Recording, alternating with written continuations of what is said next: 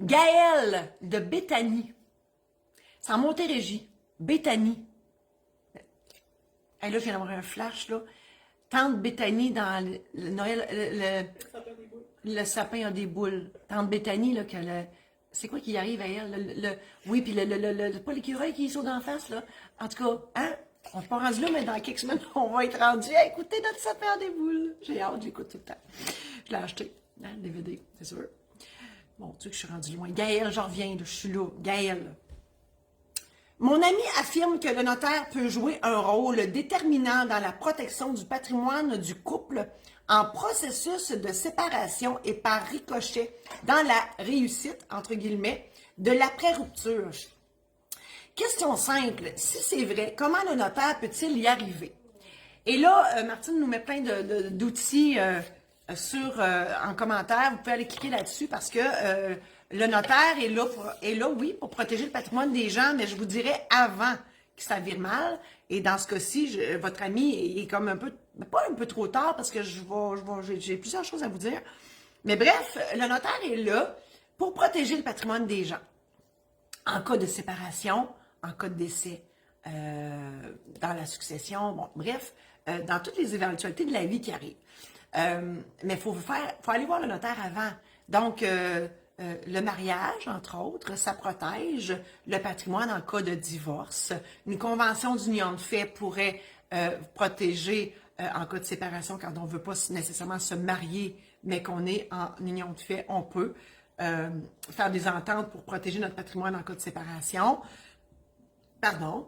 Le testament règle le cas du décès, donc c'est pour protéger ou encore de voir à ce que vos biens aillent aux bonnes personnes. Donc, c'est une forme de protection de votre patrimoine. Donc, ça, il faut y aller avant. OK? Après, le notaire, il n'est pas trop tard, vous pouvez aller le voir. Le notaire va agir lors de la séparation. Bien, il y a des notaires médiateurs qui agissent justement pour faire un arbitre. Le notaire, par définition, se doit d'être impartial. Donc, va faire l'arbitre. Il n'y aura juste pas de sifflet. Là, hein. Je vois encore des affaires. Mon Dieu, mon gilet ressemble quasiment à un gilet d'arbitre.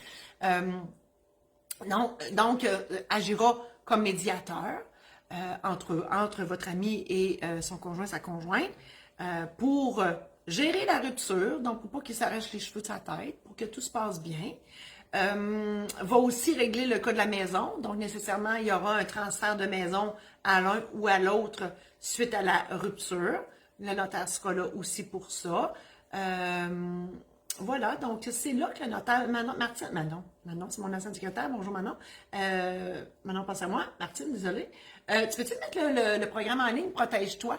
J'en parle un peu dans ça, puis c'est tout pour les transferts de maison, les cessions, les assumations d'hypothèques, tout ça.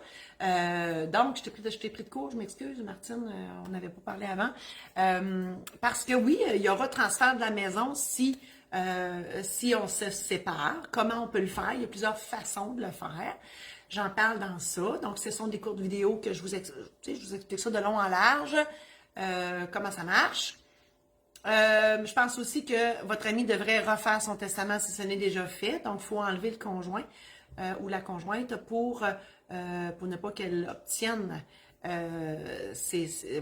les biens de votre ami. Donc, si elle est séparée, j'ai des belles histoires et je fais de l'ironie parce que, encore là, dans toute ma trilogie, les mémoires de la maîtresse récidive et les secrets de la maîtresse, il y a beaucoup, malheureusement, d'histoires vraies qui se sont, Martine va vous mettre les liens, qui se sont réellement passées dans mon bureau où la personne décédée a oublié de changer son testament.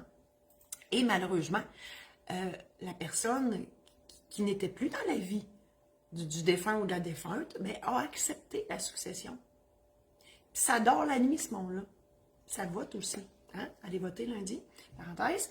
Je ne sais pas comment ils font pour dormir, mais ils acceptent, ces gens-là, la succession qui ne leur est plus destinée, j'aurais envie de dire. Mystère. Alors voilà, c'était ma réponse pour Gaëlle de Béthanie. Hector de Saint-Jude. Hey, moi, Saint-Jude, ça, c'est le saint qui est pour les causes désespérées. Marcel en est une. Hein, si vous l'entendez sciller, là. Marcel, c'est une cause désespérée. Moi, je plus capable, moi. Moi, je suis pas capable de l'élever, ce chien-là. C'est peine perdue. Donc, Saint-Jude, aidez-moi à avoir la maîtrise de cet être sur deux pattes, sur quatre pattes, l'être deux pattes, c'est moi.